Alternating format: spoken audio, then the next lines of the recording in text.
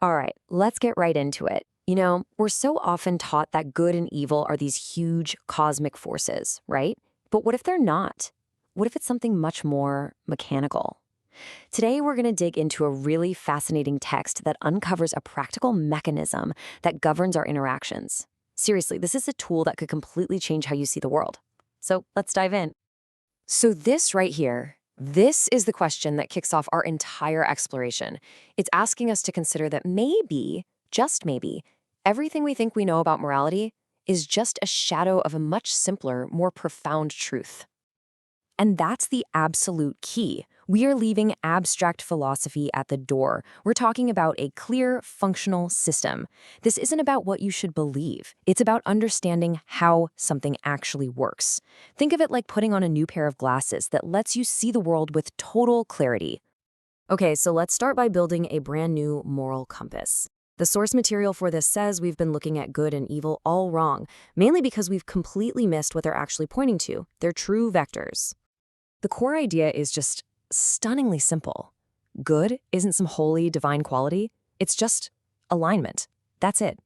If your friend wants to learn tennis, helping them practice is a good act. It aligns with their goal. And evil isn't some dark cosmic force. It's simply misalignment. Hiding their tennis racket is a bad act. See? The morality isn't in the action itself, but in its direction. Does it move someone closer to their goal or further away? So, if morality is all about alignment, how do we track our impact? Well, the text gives us this simple but really powerful way to visualize it. It's called the karma mechanic. Think of it like a spiritual bank account. Every time you perform an act of alignment, you generate a white stone. Every time you do an act of misalignment, you get a black stone. It's a really simple way to picture our karmic footprint. But this simple system can lead to some really counterintuitive truths. Let's check out an example. So let's walk through a little scenario here. You've got a young man who is passionate about learning the piano. He's got a class at 10 a.m. But right now, his immediate action, just sleeping in, is working directly against his own stated goal. And then someone steps in.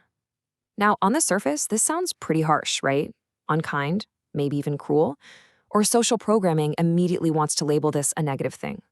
But according to the mechanism, so what do you think? Socially, it feels like a clear black stone, doesn't it? But based on that mechanical definition of alignment we just talked about, which stone was actually generated here? And boom, this perfectly shows the whole idea.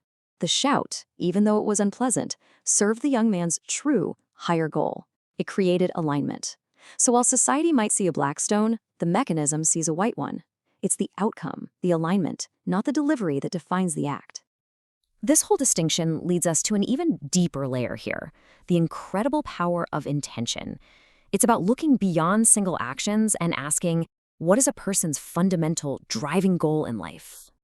Now, this is a crucial point.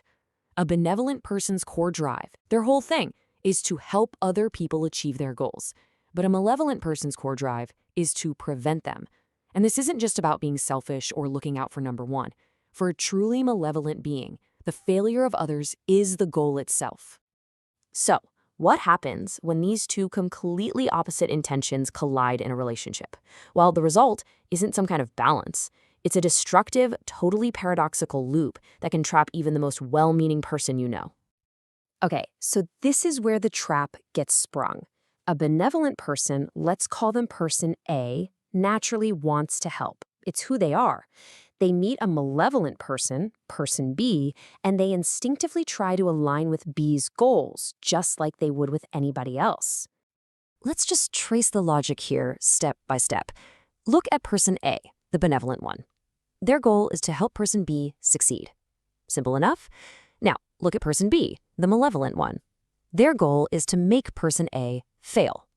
So, for A to succeed at helping B, A must help B make A fail. A's goal literally becomes their own failure. It's a logical contradiction, a complete impossibility that just creates chaos and confusion. And this is that moment of painful clarity.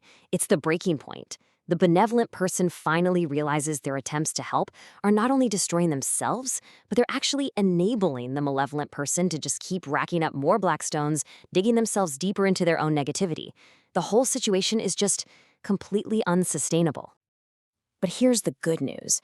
This mechanism doesn't just diagnose the problem. It actually offers a solution, a clear, actionable process for breaking this insane loop. It's called the Liberation Protocol.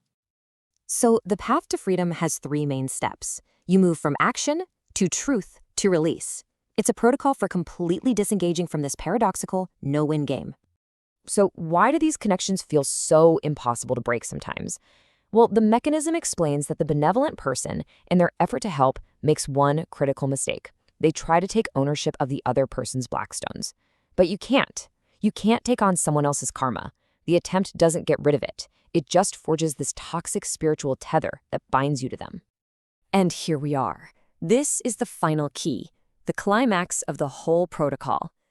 Liberation isn't a fight. It's not a struggle. It is a simple, profound acceptance of a mechanical truth. You mentally acknowledge all that karmic weight you tried to carry for them, and you just state the fact. This stone was never mine.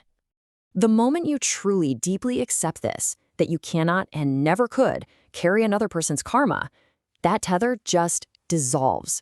The responsibility snaps right back to its rightful owner.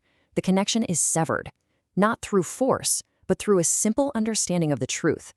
And in that instant, you are free. So we want to leave you with this new tool. It's not just another theory, it's a mechanism. And the question is no longer some abstract, what is good, but a much more practical, what am I aligning with? Now that you understand the blueprint for navigating your relationships and really for preserving your own spiritual integrity, how are you going to use it?